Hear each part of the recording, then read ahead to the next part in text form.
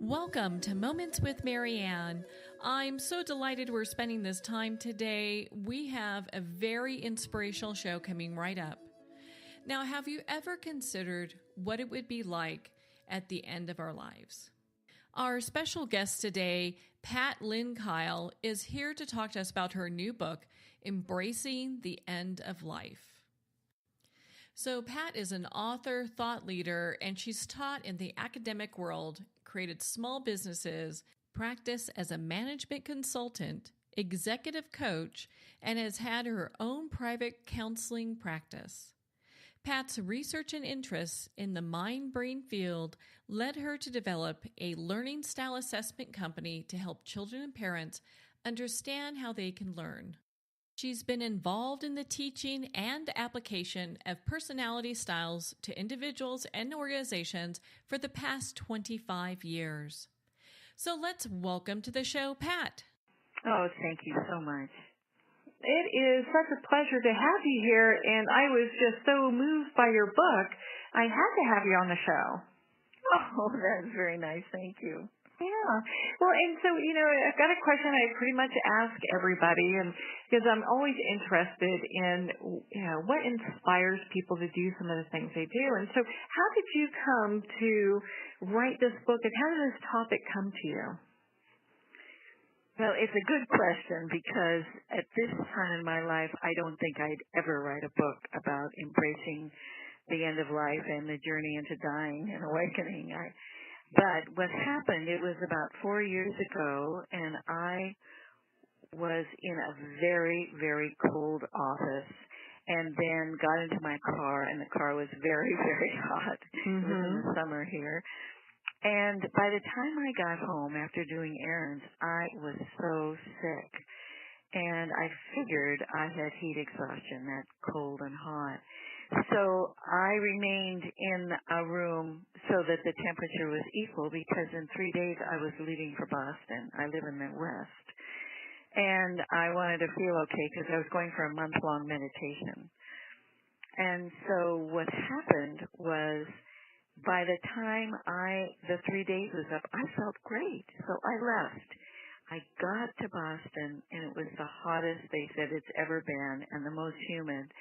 So I'm back in the same boat because by the time I got to the meditation retreat, the meditation hall was cold, and my room, of course, was not. Mm-hmm. And so by 3 days, I was feeling sick again, and I woke up, I went to bed, and I seemed to go to sleep okay. Woke up around 2 in the morning with this incredible fear. I mean, it was like the most anxious I've ever been in my entire life. It was like terror. And I couldn't figure out what was going on. And I did everything I knew to calm myself down, and nothing worked. So finally, I just got back on the bed and said, Pat, why are you so frightened? And the words that came to me was, you're frightened to die. Mm. And, of course, we all know we're going to die, but you really don't think you're going to die. Yeah. And so I didn't know what to do. Here I am in this little teeny town in Massachusetts, and I have no car, and everybody's asleep. And so I just lay down and said, well, if I'm going to die, then let me die. And so I must have immediately gone to sleep because by the time I awoke, I felt great. And went to breakfast, and I was so blessed to have a meeting with a teacher that day. And she said, Pat, you are so courageous. And I thought, gosh, I couldn't figure out what else to do. Mm-hmm. So what I realized was, in their terms, was I faced the ego, which is really, the ego is what makes us so frightened of death. And that was the shift for me practically in my whole meditation practice that 4 years ago, because you begin to look at life a lot differently after that. So about 7 months later, I was meditating, and I literally got the whole outline for the book. It came in so clear. that I couldn't write fast enough. So I was meant to write this book. I hadn't intended to write another book, but it was pretty obvious that this was a book I was to write. And were you getting the point, like when you sat down to write the book, was it just like it was just being channeled to you, or was there some kind of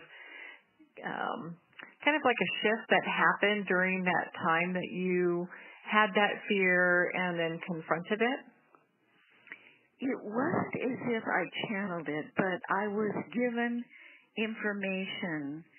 It was just that I knew what book to look at or what to say. So part of it probably was channeled, but I don't feel like I'm a channel. But I was given, all of a sudden, people would just give me a book, or I'd hear something on the radio, and then really what happened was, how do I write something that will prepare our whole family to really understand each other's needs for our own death? So I really wrote it for our family. And when I wrote the first, I would say, outline for the book, I gave it to my husband and said, "What do you think?" And he said, "Pat, I think this is going to go to more people than just us." So he was the one that encouraged me. So I always blame him for Well, I'm sure he's a good one to blame, right? Blame him for all the good stuff, right? Right. Aww. Right. So when you started on this journey of talking about the end of life, what kind of research did you do to get yourself where you're writing the book, or did all this information just come to you? It came in pieces. I have a studio, and I would take these big pieces of paper, and I would put the key ideas down, and I would sit in the circle of all these papers and see how they all fit together. Because this is a new subject, although I've been in hospice, and I worked in health education, and so I'm not far from this, but not that close. So it just came and just kind of all fit together, and I was driven. That was the key thing, that I almost had to do this. I couldn't do anything else but this. Canceled my clients, canceled my workshops I was doing, and all I did was this. It was such a push in myself. I don't think I've experienced this before. Well, I'm sure it's just kind of going through what you experience.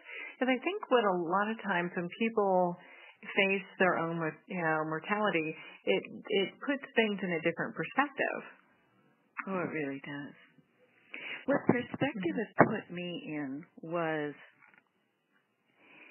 this is not a scary thing we go through. This is one of the most beautiful experiences we're ever going to have. And it's as if we wake up to this now and we begin to develop the qualities of mind that we die in, our life changes like 180 degrees. It's almost like it's been kept a secret. Death has been kept a secret, and it's made a taboo so that we're very frightened of it. But it's just the opposite.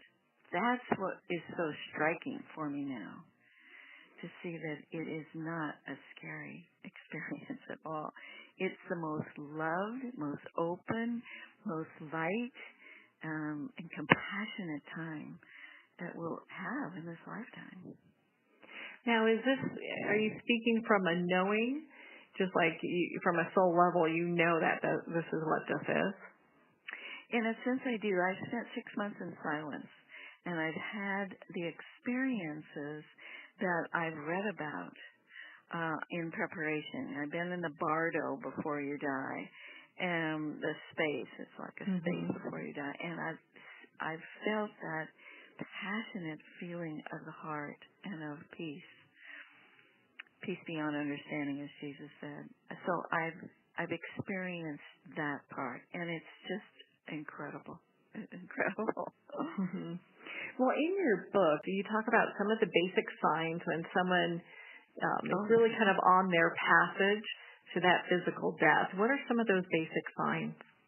Well, the first physical sign is that you sleep a lot and you don't want to eat, and your body begins to get very, very small. You're losing weight, obviously, but you're not eating. And you go into a place in the mind that isn't this linear mind. So that means you probably go into a delta, if you're talking about brain frequencies, probably go into that quality of mind. And people will think you're unconscious, but that's not really true. You go in and out. It's almost like you're preparing to go, so you have a step-by-step process. We die in our right brain. So that means that we die in space, in a quality of love, and we also die in a place that isn't verbal. So when people go in and out, they're just shifting the frequencies of the brain. The left brain literally dies. The right brain continues. I find that fascinating. That is fascinating. That is. The other quality is when you talk about disillusion is we die in the frequency of gamma. And so we have beta and alpha and theta and delta that we're really familiar with. Delta is when we go to sleep, and theta is when we're feeling our feelings, and alpha is in our imagination, and then beta is the one we're in right now. But we go into gamma, which is the highest frequency, and that's the one that's most highly concentrated, and it's also the quality of compassion and kindness. So that's what we die in. That's what opens the doors, I guess you might say, into the other world. Those are the qualities of mind that, in my opinion, we need to develop here, right now, because who knows when we're going to die. We don't know that moment. Yeah. Well, and some people can prepare for it, and other people it happens quickly. But if the mind is prepared for it and it happens quickly, that's still important. To have a stable mind and an open mind. I just happened to see the movie about the Dalai Lama last night, and I thought what he said was so important, is that even though you might be angry at something, if you know how to switch your mind back into a positive energy or a positive thought, you need to do that right away rather than letting it linger. So he's constantly preparing himself to die. And he says that. Well, and there's something to be said when you're able to come to terms with it and be more comfortable with going through that veil of death. How you are really kind of how that whole transition is for you. It can be very scary or it could be a very calm thing. That's right. And so in the book, as you probably have read, there are some meditations that will prepare you for what is that quality of mind that you're going to be in. What's it like to be dead? I have a whole meditation there. What's it like? Imagine, and I go through a whole process, but I think that's so important in the whole idea of preparation rather than not thinking about it at all. At least coming to some agreement with that. So when someone's coming to the end of their path, why is sleeping kind of difficult for them? What I noticed with people when I was in hospice was they slept a lot. And then they'd wake up and they'd be very clear. I remember one woman said, oh, we're having spaghetti tonight for dinner. Now, how in the world did she know? She actually could go into the kitchen, I guess, and see what they were cooking, and came back, because I went to the kitchen to see what they were cooking. So there's a lot of sleep because you're now connecting to a world that isn't full of thoughts and sensations and emotions. So you're going into another world. So it's a step-by-step process. Looking like they're unconscious, but they're not unconscious. Yeah. Being able to, because I know sometimes it could be a little agitating for them to be, the whole sleeping cycle can be somewhat of an agitated state for them. Maybe they're having difficulty or what have you. And there is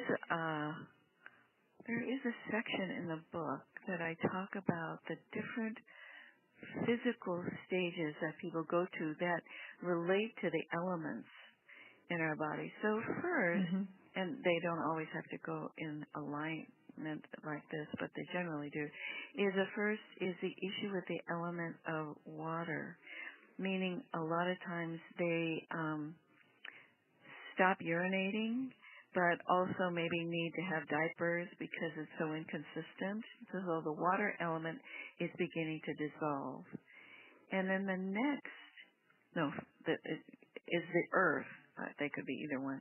The earth is the one where it's difficult to stand and it's difficult to walk. People are in wheelchairs or whatever because the legs begin to give out.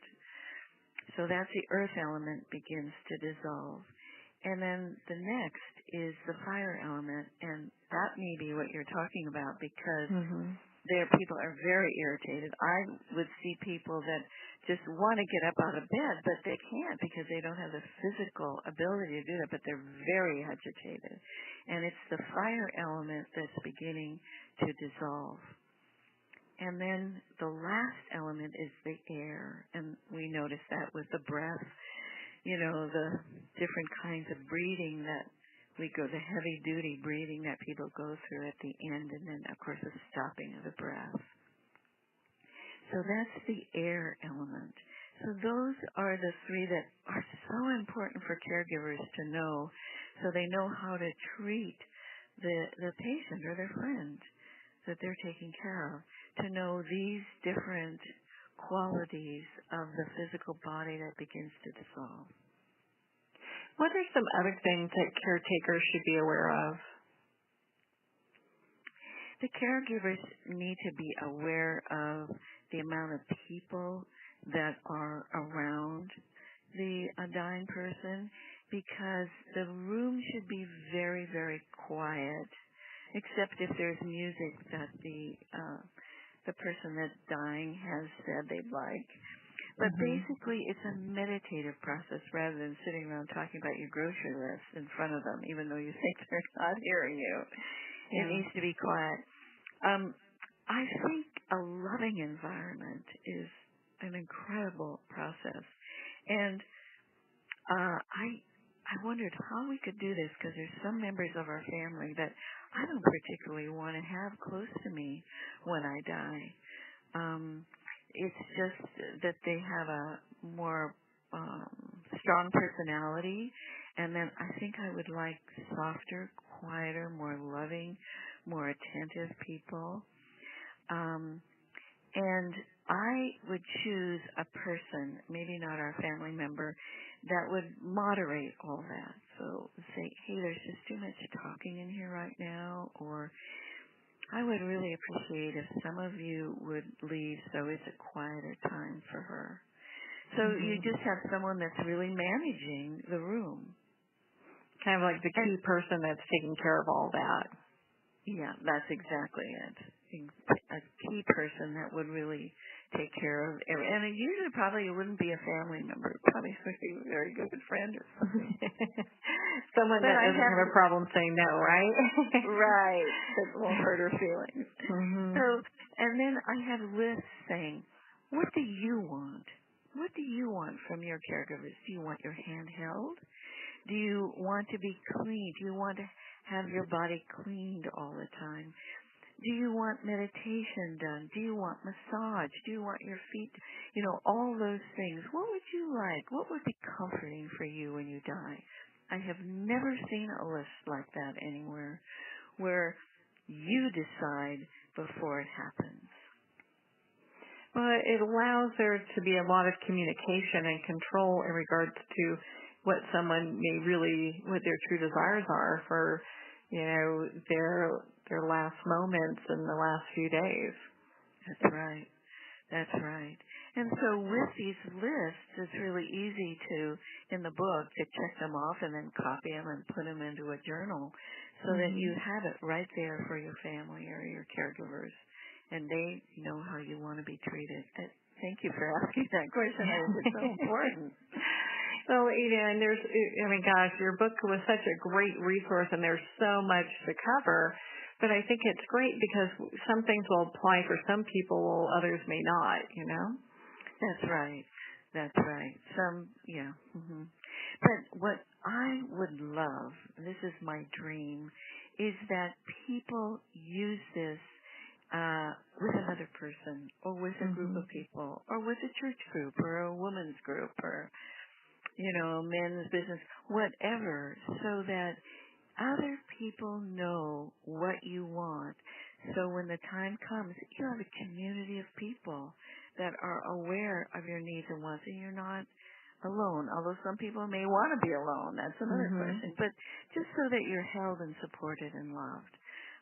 For me, that is really the key. Well, and it could be kind of confusing because a lot of times, just making sure that the financial stuff is in order and, that the wishes are being met is, people don't think about these other things that you talk about in your book, which are some of the basic things. And I do, like you said, I do talk about the financial, and I do want to add that many people may not know, there is something called the advanced directive, how you want to be treated when you get to the hospital if you go to an ER. There is something online now called mydirectives.com, which is not in my book. And it is a whole form on everything that the hospital needs to know. Who your doctor is, what your insurance is, how you want to be treated, if you want CPR, if you want to have blood transfusions, if you want to have x-ray. Whatever it is that you want is all listed. All you have to do is do checks.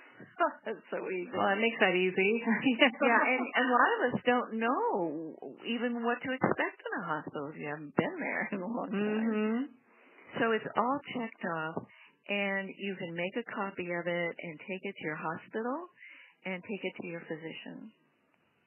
And I just took it to my physician. She just scanned it in to her whole system, so she knows exactly what I want. And then I've given it to our kids. Oh, so that's perfect. Yeah, so and everyone can have their copy. Right.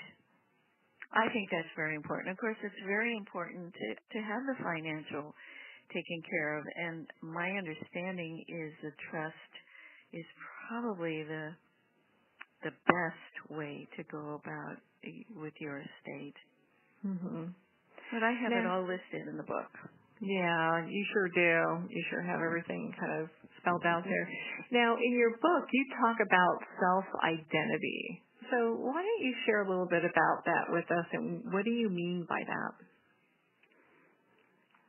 Self-identity. Well, I realized that we are pretty stressed here in this world.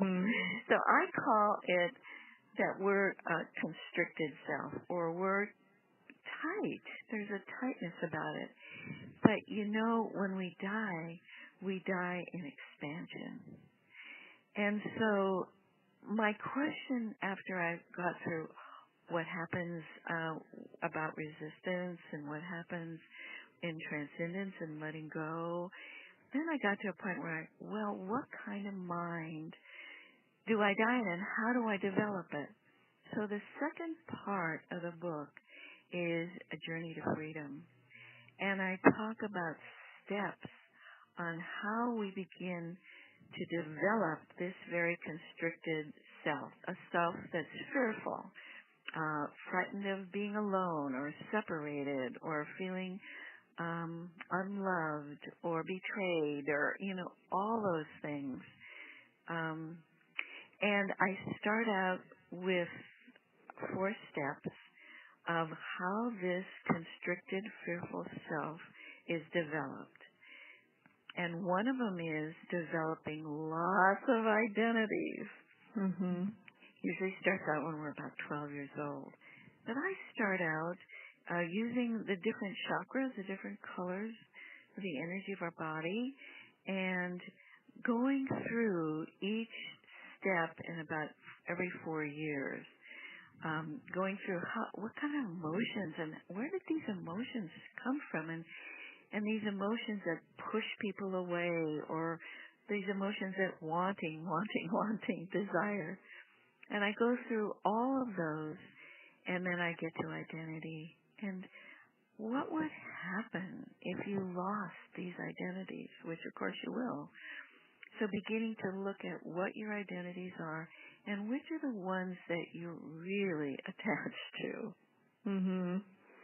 And then that way you can start addressing them and maybe peeling them back if they suit you or don't suit you. Right.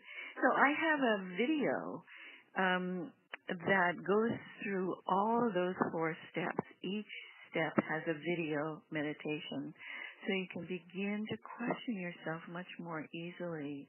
The videos have binaural beats, so that means that it really helps your brain get in balance so that you can drop in more easily. And it also has the energy of the color, which is the first color is red, and then you get orange and so forth. So what happens is that you can drop into those early days and begin to look at what you can begin to release. And then when we get to the self-identity, as you mentioned, then I say, okay, how do we then open up to the expanded mind? And I then take you into a whole journey, path to freedom. This is a path to freedom, and it'll take you through how do you begin to forgive, and how do you go about that, because forgiveness begins to release identity. And I've taught classes in this, and the people, until we get there, it's kind of chaotic. And then when we get to the forgiveness, it begins to change. People become alive. I didn't realize I had so many people and myself to forgive. And then we went to the next one, which was gratitude. What gratitude is it begins to expand the mind. Isn't this interesting? It begins to expand the mind, and it begins to release our mentality, this thinking mind that drives us into a lot of pain. And then we go deeper. We unwind the emotions, and then we get all the way down to how do we move from separation to unity. So it's a process that people can do it themselves and then have a conversation with their friends so that they begin to understand each other. I could not get the class out of my room when I was doing this. When they were getting into gratitude, no one wanted to go home. It was absolutely amazing. So, a lot of power in this. No, I'm sure, because getting to gratitude sometimes can be really difficult for people, or really easy depending on what it's all about. Yes. Yeah. And I take them through a process. And they also have the video and the meditation that will help release. The releasing of the meditation is really helpful. I bet. And I know you talk about the shadow identity. So what do you mean by that? The shadow identity is the quality of mind that you don't want to look at. Mm-hmm. And it could be really undermining your life. And so to begin to, the name would be forgiveness, but beginning to look at what is your shadow. For example, we were just, my husband and I were on a consulting position this weekend with the CEO of a company who was very demanding of her her staff, I guess her VPs, and had no idea what she was doing to them. She had no idea. There was a confrontation that we worked with, and she was shocked to hear what they said, that she had been traumatizing their life and their family, and she had no idea because she was so locked into her identity of CEO. This is who I am. I'm the boss. I'm the leader. You do what you're told. And that's shadow. Mm-hmm. That is huge shadow. And people don't know that till they begin to look at what their identities are, And really start checking that out. Yeah. Well, and then, you talk about this journey into self-identity. And that's really kind of just getting to the core of ourself. Is that what you mean by that? Well, it's kind of like, I'm a mother. That's who I am, as a mother. And I'm a professional woman. Or, I'm a lover. It's just how you see yourself, rather than at the very end of our life, we have no identity. We are love. There is no particular anything. So we get out of that objective self of us into the real true self of us. And that's our destination when we die. We don't take this objective self that we've basically created from the get-go, and we release that into our true nature, which is love and peace and kindness and gratitude. It doesn't have a picture of a person. It's a quality of mind. Is that clear? So that's kind of what you mean when you talk about journey into freedom, is kind of releasing all of that to getting to that core part of us that's all love. Yes. Yeah, and I talk about, too, how do you get there, besides you can do the video. But, doing Qigong or doing chanting, doing meditation, these are ways to begin to going in and letting go of these thoughts, these emotions that create these identities and these feelings and this feeling of who I am. And it's beginning to drop those just naturally through the meditation or chanting or Qigong or any of those qualities of bringing mind into letting go. The whole thing of death is letting go. We are letting go. And we better start now. This is going to happen sooner than we think, probably. I live in the West where there's just been an incredible fires, and like a whole town was eliminated. All the houses are down. You've heard about it, but who knew that was going to happen a week ago? Yeah, I have friends that are out that way going through all that, and you just look at it and you would not expect for that area to have those kind of issues. Absolutely right. Yes. So who knows what's going to happen? But and what I realized was we prepare our kids for school. We've been prepared to go to school and to get married and maybe even divorced or get to work. But there's no preparation for death. When my agent looked at taking a book, he said, let me look around and see what's going on in this. And he said, there's no book out there like mine. No. There's no preparation book. Isn't that amazing?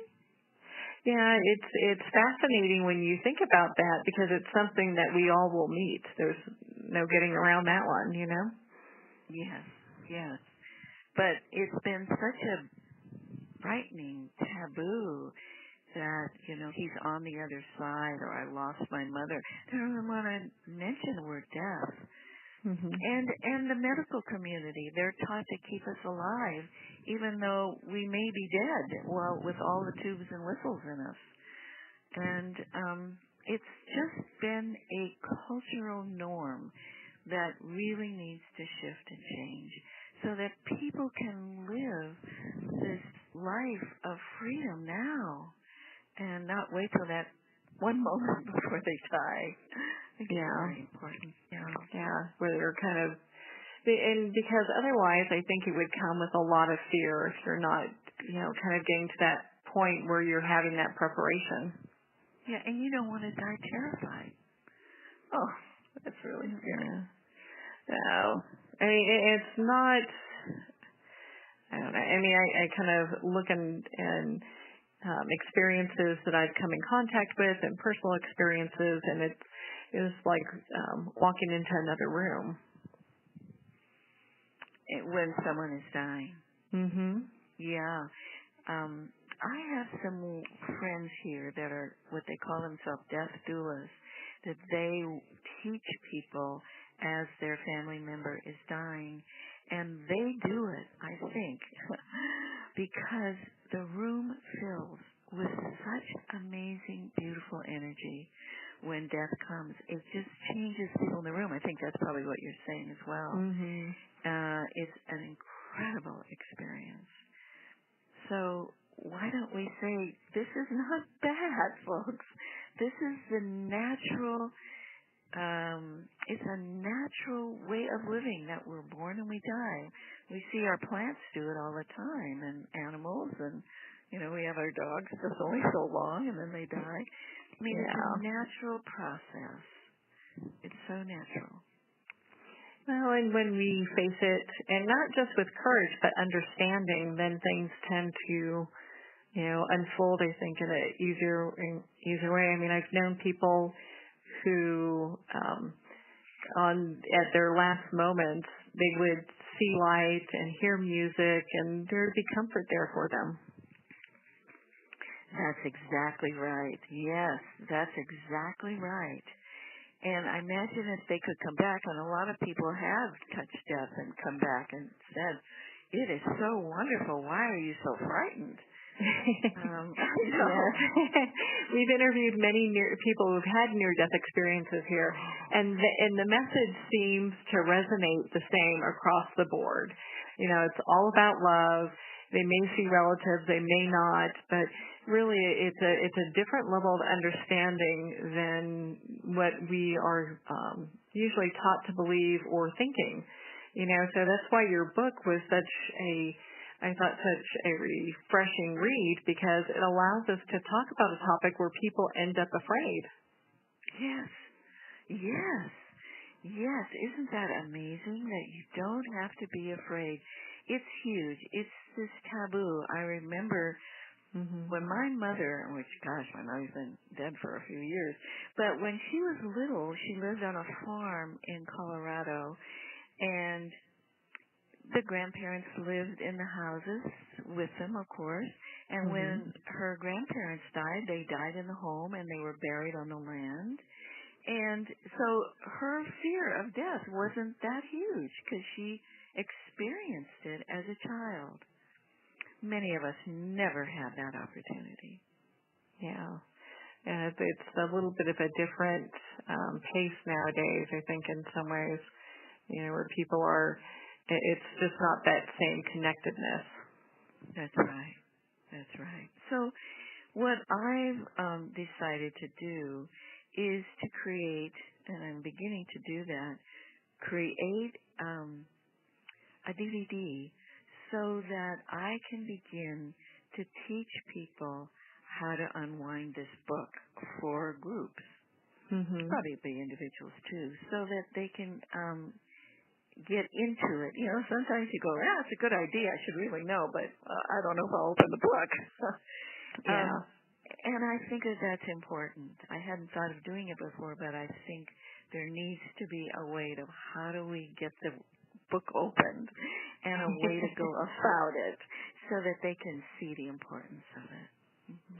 Yeah, because it's something you want to kind of, and I don't really mean come to terms, but that's kind of what's coming to my mind at the moment. It's really more about being able to really come to a deeper understanding about what our journey to the other side is going to be like when we leave this plane.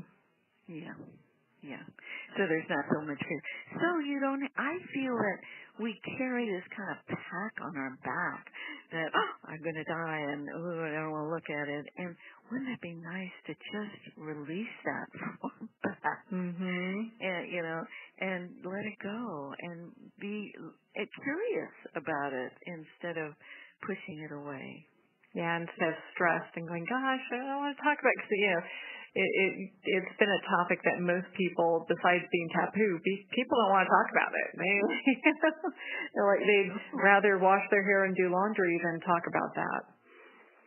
You're right. When people would say, you're writing a book, what's it about? And I'd say it, and I could feel people shrink inside. I thought, well, we can change the subject if you like, if it's too much for you. Yeah, I'm sure, because it's kind of like, ooh, is she going to talk about right now? Right.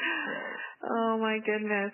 So, so what's next with you and with this, because obviously this is something you're very passionate about.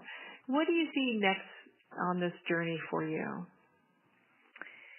Well, I did describe a little bit about creating a DVD so that when I give a talk or when people just need to get started, they can utilize it. The other thing is recording the meditations. There are some beautiful meditations in there that if just listening to some of these meditations, it will break the ice. I do one on what is the quality of the, I guess I would say the luminosity or the energy or the feeling of love. And I take them through that whole meditation. And another one is, what's it like to die? Just feel it in your body. And then another meditation is, there is a wonderful to have a recording, if you want, of music and a meditation to go on to support you as you're dying. And I wrote it for myself. And I thought, well, I'll just put it in the book. But I want these words said to me that you're supported, you're loved, you are leaving, but you are leaving in a way that is relaxed and empowerment and so forth. I go through. So I think this CD of meditations are also going to help break the ice. Yeah. And it kind of makes it a little bit easier for people to talk about, like, hey, do you like the music? Do you like this meditation? Is this something you would want? Because the worst thing to do is not have this discussion, and then that, when that time comes, going, gosh, I wish I had done that. Yes, yeah, absolutely. And there's some different things in the book too that I just thought of, is that when we die, we begin to let go. We say, okay, I guess this is it. I'm beginning to let go. It's as if you go in and out. I think that's what you were referring to at the beginning. Yeah. Was you kind of go into this place of letting go, and then you come back again, and you feel that fear. That going back and forth, and then allowing this expansion to begin to overwhelm you can be frightening. People go to that list, they'll begin to see they're not going to be, it's not going to be instant pudding. It's going to be, you're going to go back and forth between the tightness and the awakening. A lot of people, when they get into that back and forth, commit suicide. They can't handle it. They don't know what's happening to themselves. Yeah, it's too much. It's too much and too unusual. Whoever said anything. So I think these little lists that I have in the book are going to be very helpful. Yeah, and kind of move that discussion forward.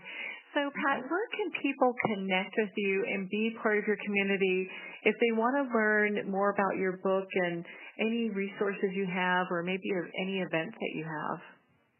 Well, my best bet is to go on PattlandKyle.com because it will tell you where my events are. And if there is an issue with the book or want to know more, I mean, welcome to a conversation. Mm-hmm. Well, Pat, thank you so much for taking the time to be on the show with us here today. Oh, you're very welcome. I really enjoyed this interview. Thank you, Pat. I really enjoyed this discussion too. Unfortunately, we are at the end of our time today. I'd like to thank everyone for tuning in. You've been listening to Moments with Marianne. And remember, make every moment count.